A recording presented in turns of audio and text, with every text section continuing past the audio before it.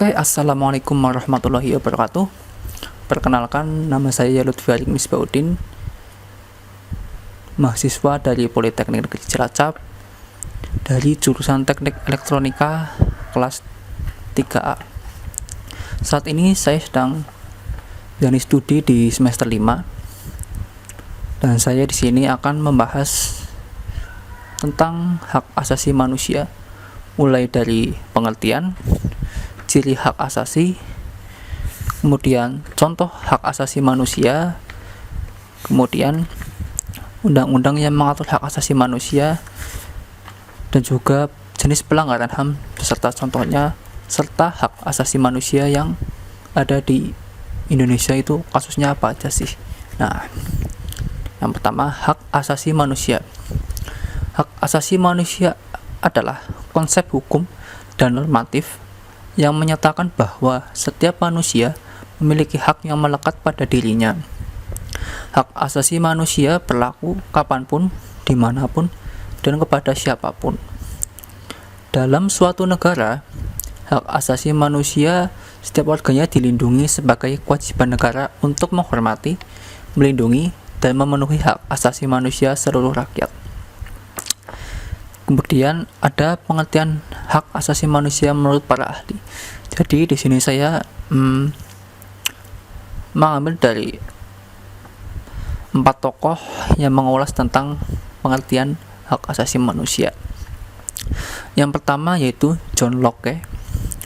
John Locke mengungkapkan bahwa hak asasi manusia adalah hak yang langsung diberikan Tuhan kepada manusia sebagai hak yang dikodrati. Oleh sebab itu, tidak ada kekuatan di dunia ini yang bisa mencabutnya. Di garis bawah ya, kekuatan di dunia ini. HAM memiliki sifat mendasar dan suci. Kemudian yang kedua menurut Jan Matterson. Pengertian HAM menurut Jan Matterson adalah hak-hak yang ada pada setiap manusia yang tanpanya manusia mustahil hidup sebagai manusia. 3. Miriam Bidarjo. Hak asasi manusia adalah hak yang dimiliki setiap orang sejak lahir di dunia. Hak itu sifatnya universal karena hak dimiliki tanpa adanya perbedaan, baik ras, gender, budaya, suku, dan agama. Kemudian yang keempat menurut Profesor Kuncoro Purbo Pranoto. Beliau mengatakan, hak asasi manusia adalah suatu hak yang bersifat mendasar. Hak yang dimiliki manusia sesuai dengan kodratnya, yang pada dasarnya tidak bisa dipisahkan, sehingga bersifat suci. Kemudian, menurut Undang-Undang Dasar Nomor 39 Tahun 1999, hak asasi manusia adalah hak yang melekat pada diri manusia sebagai makhluk ciptaan Tuhan yang Maha Esa. Hak tersebut merupakan anugerah yang wajib dilindungi dan dihargai oleh setiap manusia. Nah, kemudian ciri-ciri hak asasi manusia. Jadi, ciri-ciri hak asasi manusia itu apa aja sih? Nah, di sini akan saya jelaskan. Yang pertama itu adalah hakiki. HAM bersifat hakiki, yang artinya hak asasi manusia merupakan hak yang telah dimiliki manusia sejak lahir, bahkan ketika masih dalam kandungan. Hal ini bisa diartikan bahwa hak asasi manusia merupakan kodrat yang telah diberikan Tuhan untuk manusia. Bagaimanapun, hak asasi manusia ada di sepanjang kehidupan manusia. Apabila hak asasi manusia dihapuskan, maka harus meniadakan manusia itu sendiri. Jadi HAM itu ya, manusia itu harus punya HAM. Kalau nggak mau ada HAM, ya sama aja manusianya itu nggak ada. Yang kedua yaitu universal. Ciri-ciri HAM selanjutnya adalah universal. Artinya keberadaan HAM berlaku secara menyeluruh bagi setiap manusia di suatu negara tanpa terkecuali. Hak asasi manusia tidak terbatas oleh tempat, ruang, dan waktu. Oleh sebab itu, dimanapun manusia, HAM harus dihormati dan dijunjung tinggi. HAM juga bersifat universal, yang bermakna menjunjung tinggi setiap hak manusia tanpa memandang kedudukan, agama, ras, usia, suku, dan lain sebagainya. Manusia berhak hidup dan memiliki hak yang sama dengan sesama manusia lainnya.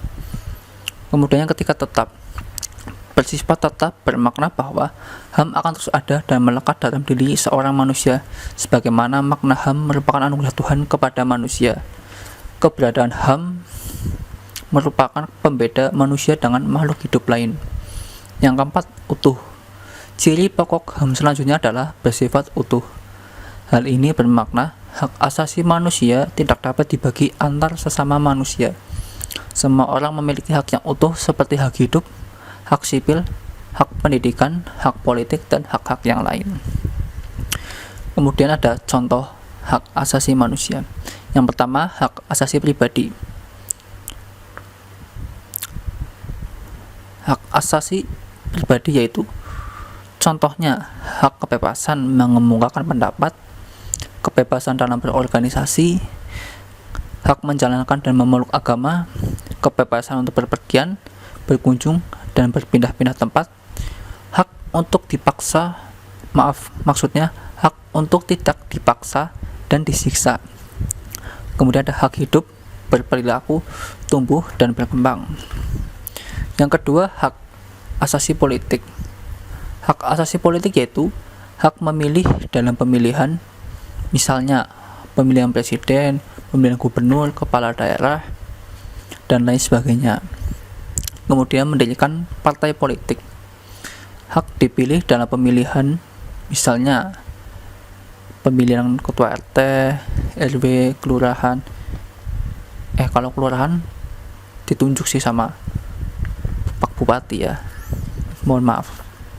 Kemudian diangkat dalam jabatan pemerintah. Kebebasan dalam kegiatan pemerintahan. Kemudian hak memberikan usulan-usulan atau pendapat yang berupa usulan petisi. Kemudian hak asasi peradilan. Hak asasi peradilan itu menolak digeledah tanpa adanya surat penggeledahan. Jadi kalau misalkan ada penggeledahan, kita juga bisa menolak. Kalau misalkan nggak ada namanya orang yang menggeledah itu nggak punya surat perintahnya.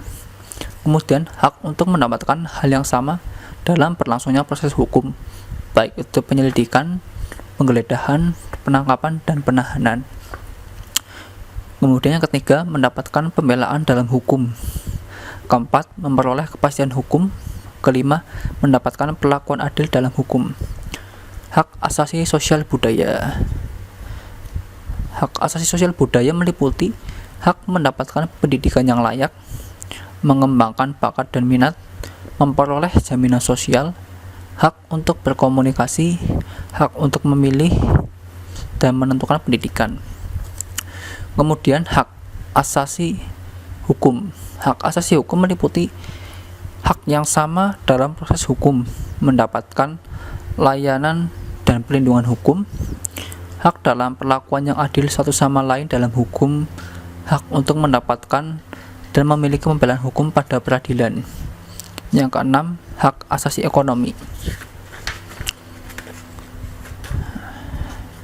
Hak asasi ekonomi sendiri yaitu kebebasan dalam membeli sesuatu, kebebasan mengadakan dan melakukan perjanjian kontrak, memiliki pekerjaan yang layak, kebebasan melakukan transaksi, hak memiliki sesuatu, dan juga hak untuk menikmati sumber daya alam. Nah, kemudian ada undang-undang yang mengatur hak asasi manusia. Yang pertama, pasal 28A mengatur tentang hak hidup. Setiap orang berhak untuk hidup serta berhak mempertahankan hidup dan kehidupannya. Kemudian pasal 28B mengatur tentang hak berkeluarga. Setiap orang berhak membentuk keluarga dan melanjutkan keturunan melalui perkawinan yang sah. B. Setiap anak berhak atas kelangsungan hidup, tumbuh, dan berkembang, serta berhak atas perlindungan dari kekerasan dan diskriminasi. Kemudian yang ketiga yaitu pasal 28C mengatur tentang hak memperoleh. Setiap orang berhak mengembangkan diri melalui pemenuhan kebutuhan dasarnya, berhak mendapatkan pendidikan dan memperoleh manfaat dari ilmu pengetahuan dan teknologi, seni dan budaya. Kemudian yang B, setiap orang berhak untuk memajukan dirinya dalam memperjuangkan haknya secara kolektif untuk membangun masyarakat, bangsa, dan negaranya. Kemudian pasal 28D mengatur tentang hak kebebasan, yaitu A. Setiap orang berhak atas pengakuan, jaminan, perlindungan, dan kepastian hukum yang adil, serta perlakuan yang sama di hadapan hukum. Setiap orang berhak untuk bekerja, serta mendapat imbalan dan perlakuan yang adil dan layak dalam hubungan kerja. Setiap warga negara berhak memperoleh kesempatan yang sama dalam pemerintahan. Setiap orang berhak atas status kewarganegaraan. Kemudian, jenis pelanggaran hak asasi manusia. Yang pertama, pelanggaran hak asasi manusia berat. Contohnya, kejahatan kemanusiaan. Kejahatan ini merupakan diskriminasi atau pemisahan ras yang dilakukan agar ras yang satu mendapatkan hak istimewa, sedangkan ras yang lain tertindas. Contohnya, kejahatan apartheid yang terjadi di Afrika Selatan. Kemudian, genosida. Genosida itu pembunuhan massal atau pembantaian besar-besaran. Contoh kasusnya yaitu pembantaian 2 juta warga Kamboja pada tahun 1975 hingga 1979. Kemudian pelanggaran hak asasi manusia ringan dan contohnya. Hak asasi manusia ringan itu meliputi pencurian, pencemaran nama baik, pengancaman, penghinaan, kekerasan fisik yang sifatnya ringan, menghalangi orang lain untuk beraspirasi. Kemudian saya akan membahas tentang kasus hak asasi manusia yang ada di Indonesia. Yang pertama yaitu peristiwa Talang Sari Lampung pada tahun 1989. Dan ini membahas tentang Komnas HAM membentuk Komisi Penyelidikan Pelanggaran HAM untuk melakukan penyelidikan terhadap peristiwa Talang Sari Lampung pada tahun 1989. Nah, menurut rilis yang dikeluarkan oleh Kontras, saat itu terjadi penyerbuan ke Desa Talang Sari yang dipimpin oleh Danrem Garuda Hitam 043 Kolonel Hendro Priyono. Penyerbuan tersebut dilakukan atas dugaan makar ingin mengganti Pancasila dengan Al-Quran dan Hadis oleh jamaah pengajian Talang Sari yang dipimpin oleh Warsidi. Akibatnya sejumlah jamaah hingga kini dinyatakan hilang, perkampungan habis dibakar dan ditutup untuk umum. Dan yang sampai saat ini masih tidak tahu kejelasannya bagaimana, yaitu kasus kematian Munir Said Tholib. Kasus kematian aktivis HAM di Indonesia, Munir Said Tholib, masih menjadi misteri.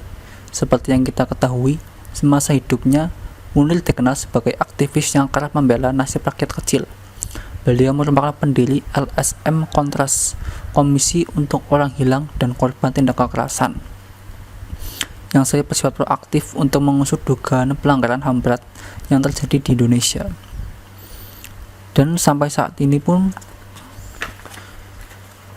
kasusnya masih belum terbukti siapa di balik kasus pembunuhan aktivis HAM Munir yang sebenarnya. Apa saja sih yang membuat saya bangga dan juga sudah tulis di sini. Jadi saya akan sebagai patokan saja.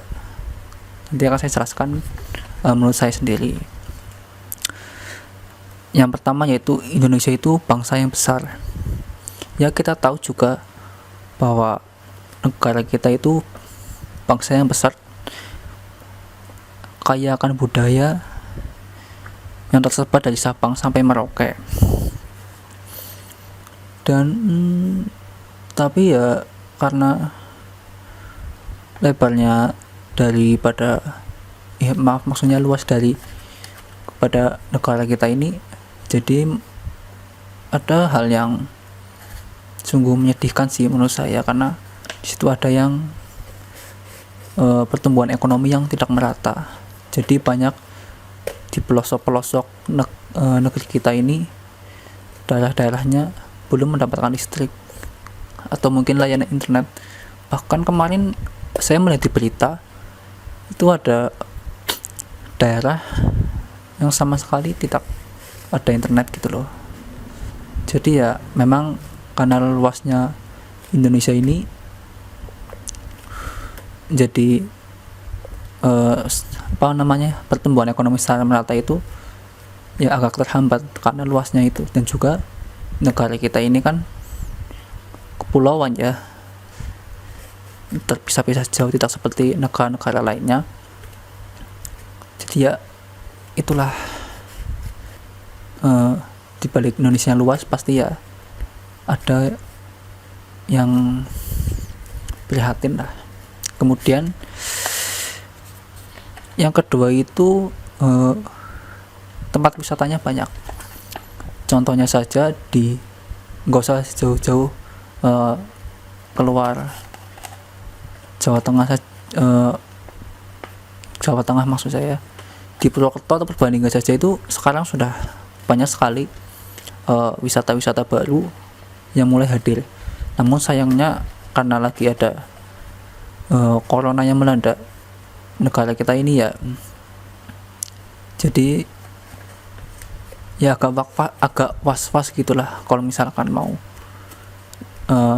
berwisata gitu. Nah kemudian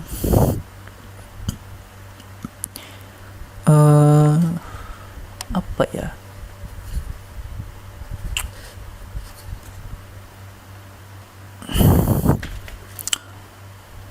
kemudian itu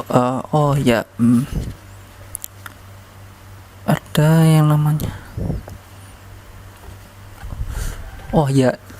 tradisi makan pakai tangan. Nah itu dia, saya emang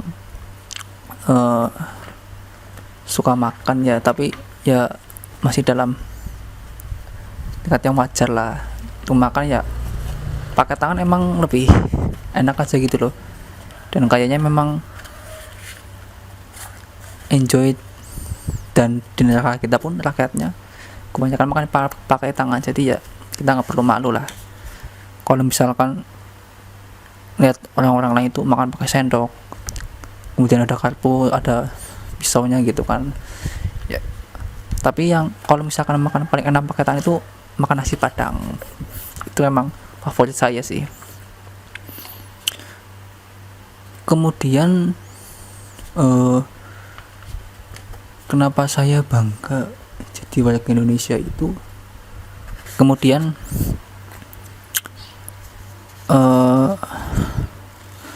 ada lagi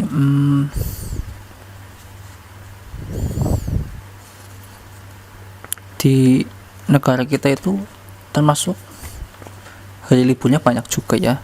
Bahkan setiap bulan tuh ada hari libur, tapi ya kadang enggak juga sih, banyak, cuman ya lebih banyak lah, setiap bulan itu ada hari liburnya. Dan juga hari besar setiap agama itu kan jadi membuat libur ya. Jadi ya gitulah.